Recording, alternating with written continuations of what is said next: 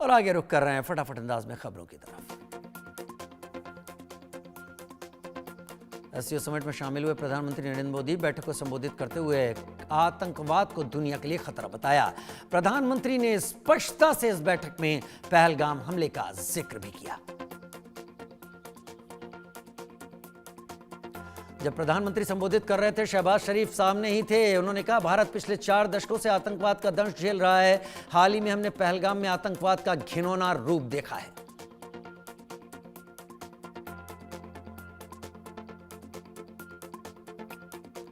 प्रधानमंत्री मोदी ने कहा कि सुरक्षा, शांति और स्थिरता किसी भी देश के विकास का आधार है, लेकिन आतंकवाद, अलगाववाद और उग्रवाद मानवता के लिए बड़ी चुनौती है।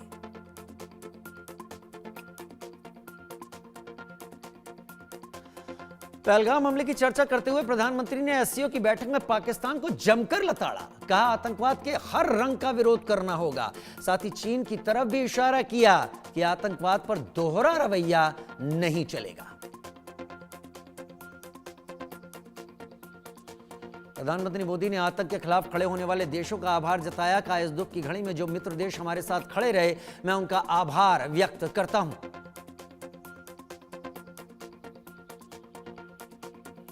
प्रधानमंत्री मोदी ने एससीओ सम्मेलन के संबोधन पर बात कही और कहा, आज भारत रिफॉर्म, परफॉर्म और ट्रांसफॉर्म के मूल मंत्र के साथ आगे बढ़ रहा है।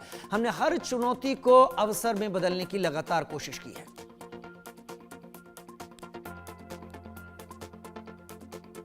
प्रधानमंत्री मोदी ने कहा कि भारत ने एससीओ में एक सकारात्मक भूमिका निभाई और उन्होंने संगठन के लिए भारत की सोच और नीति को 3 स्तंभों पर आधारित बताया।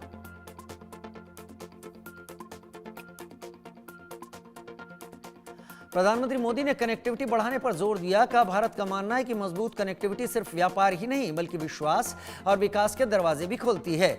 हर कनेक्टिविटी के प्रयास में संप्रभुता और क्षेत्रीय अखंडता का सम्मान होना चाहिए। रूसी राष्ट्रपति व्लादिमीर पुतिन ने कहा कि संयुक्त राष्ट्र के सिद्धांत आज भी सत्य और अडिग हैं। एससीओ दुनिया में वास्तविक बहुपक्षवाद की स्थापना के लिए एक शक्तिशाली इंजन है। पुतिन ने कहा कि यूक्रेन संकट के मूल कारणों को समाप्त किया जाना चाहिए। सुरक्षा क्षेत्र में संतुलन को बहाल किया जाना चाहिए। यूक्रेन संकट को सुलझाने में चीन, भारत और अन्य साझेदार देशों के प्रयासों को वो बेहद महत्व देते हैं। लेकिन आश्चर्यजनक रूप से एससीओ समिट में चीन के राष्ट्रपति शी जिनपिंग की आतंकवाद पर खरी खरी सामने आई। शहबाज शरीफ की मौजूदगी में जिनपिंग ने आतंकवाद की कड़ी निंदा की। कहा, एससीओ आतंकवाद, अलगाववाद, उग्रवाद के खिलाफ है। कोल्ड वॉर की सोच बांटने वाली है। एससीओ समिट से पहले सबने फोटो सेशन में हिस्सा लिया। इसके बाद पुतिन और जिनपिंग ने मुलाकात की। इस दौरान मोदी ने पुतिन को गले भी लगाया।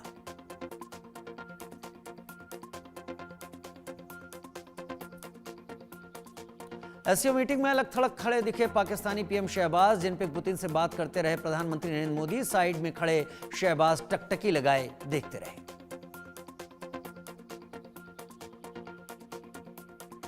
थोड़ी देर में पीएम मोदी रूसी राष्ट्रपति पुतिन के साथ द्विपक्षीय मुलाकात भी करेंगे। मीटिंग में कई अहम मुद्दों पर चर्चा होगी, जिस द्विपक्षीय मुलाकात की शुरुआत अब होने ही जा रही है।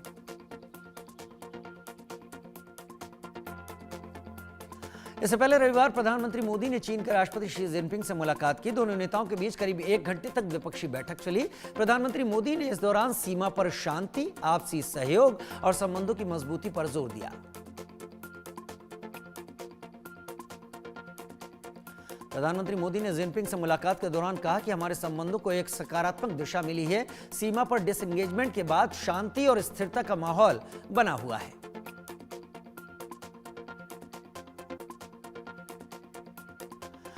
उधर बिहार में वोटर अधिकार यात्रा का आज समापन होने जा रहा है। राहुल, तेजस्वी और इंडिया गठबंधन के नेता पटना में निकालेंगे पैदल मार्च। हेमंत सोरेन, संजय राउत, सुप्रिया सुले समेत कई नेता शामिल होंगे।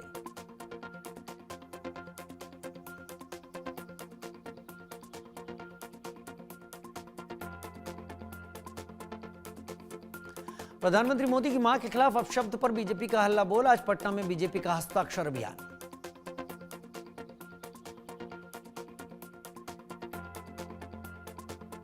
पटना में फिर आमने सामने होंगे बीजेपी कांग्रेस कार्यकर्ता। डाक बंगला चौराहे पर हो सकता है हंगामा। पुलिस रोक सकती है राहुल गांधी की पद यात्रा।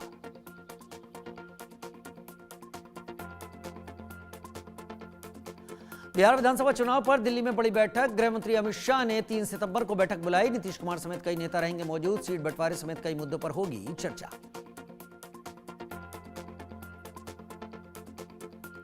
टीएमसी सांसद महुआ मोइत्रा की बढ़ी मुश्किलें। रायपुर में एफआईआर दर्ज हुई। गृह मंत्री अमित शाह के खिलाफ आपत्तिजनक टिप्पणी की थी।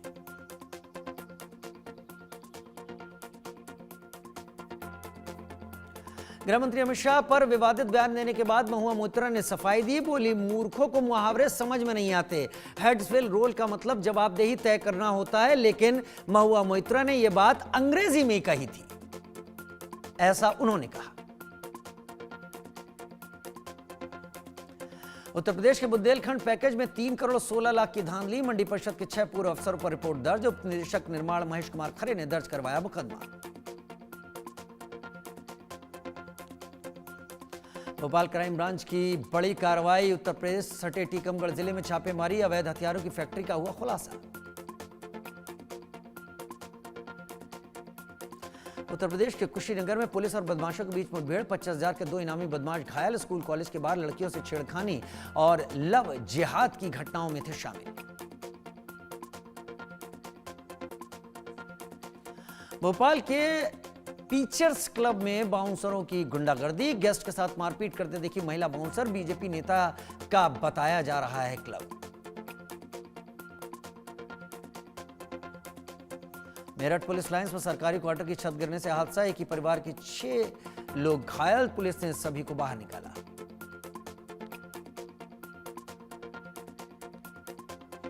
हिमाचल प्रदेश के हमीरपुर में जमीन धंसने से 4 मकान जमींदोज। कई घरों में दरार। जमीन 50 फीटे नीचे धंसने के बाद लोगों में दहशत। भोपाल में मछली मार्केट में सामुदायिक भवन में धंसी जमीन। 6 महिलाएं घायल। जमीन धंसने के बाद 10 फीट का गड्ढा भी हुआ। जम्मू कश्मीर के पुंछ में आतंकवादियों से मुठभेड़। बालाकोट सेक्टर में फायरिंग जारी। सेना ने घेराबंदी कर तलाशी शुरू की। जम्मू कश्मीर के कुपवाड़ा में आतंकी साजिश नाकाम। रेशवरी इलाके में भारी मात्रा में हथियार गोला बारूद बरामद। पुलिस बीएसएफ को साझा ऑपरेशन के दौरान मिली सफलता।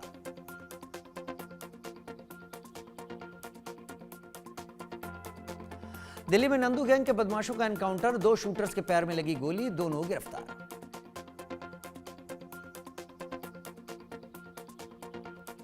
मध्य प्रदेश के रायसेन में खेत में 8 फीट लंबा अजगर दिखने से मचा हड़कंप। वन विभाग की टीम ने घंटों की मशक्कत के बाद किया रेस्क्यू।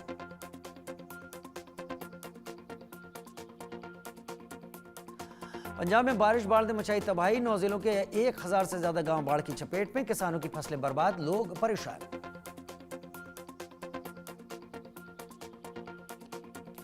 पंजाब के गुरदासपुर की बाढ़ का कहर। पानी में डूबे खेत। फसलों को नुकसान।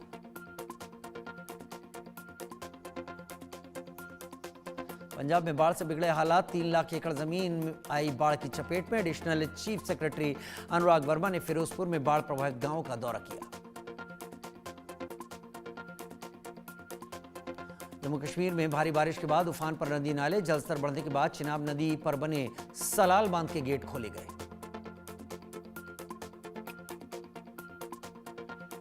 उत्तराखंड में कई जिलों में भारी बारिश की चेतावनी। चंपावत, देहरादून, हरिद्वार, नैनीताल, पौड़ी, टेहरी और उधम सिंह नगर में होगी भारी बारिश। उत्तराखंड के पौड़ी गढ़वाल में लगातार बारिश के बीच उफान पर अलकनंदा नदी। बाढ़ के खतरे को देखते हुए प्रशासन अलर्ट मोड पर।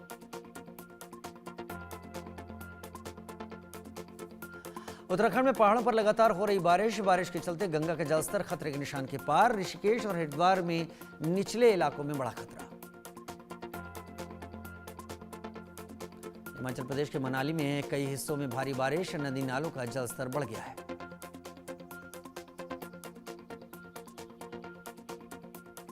हरियाणा के पंचकुला में मूसलाधार बारिश। घग्गर नदी सहित नदियां और बरसाती नाले उफान पर। लोगों से सावधानी की अपील। राजस्थान के श्रीमाधोपुर में मूसलाधार बारिश से सड़कें बनी दरिया। गलियों में पानी भरने से लोगों की बड़ी परेशानी।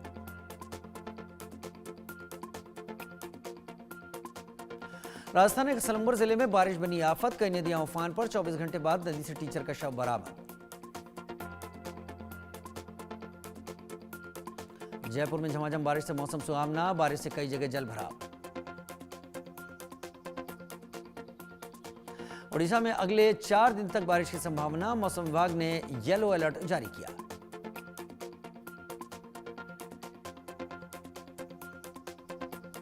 मध्य प्रदेश के खरगोन में बारिश बनी आफत, मांगरूल रोड पर पुलिया के पास बाइक सवार व्यक्ति बाहर, नाले में बाइक और टिफिन बरामद, व्यक्ति की तलाश जारी।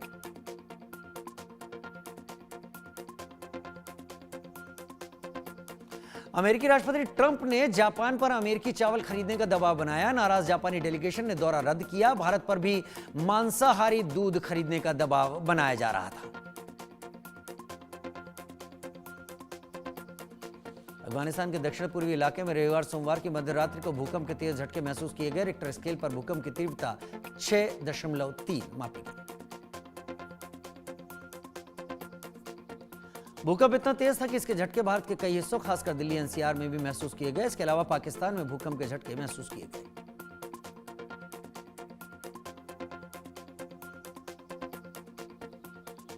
अफगानिस्तान में भूकंप के तेज झटकों के चलते कम से कम 20 लोगों की अब तक मौत की खबर है। कई घायल हुए हैं। सभी घायलों को अस्पताल में भर्ती कराया गया।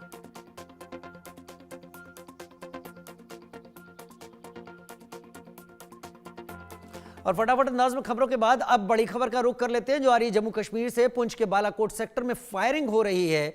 बालाकोट सेक्टर में आतंकवादियों से मुठभेड़ हुई। बालाकोट इलाके में सेना घेराबंदी कर चुकी है।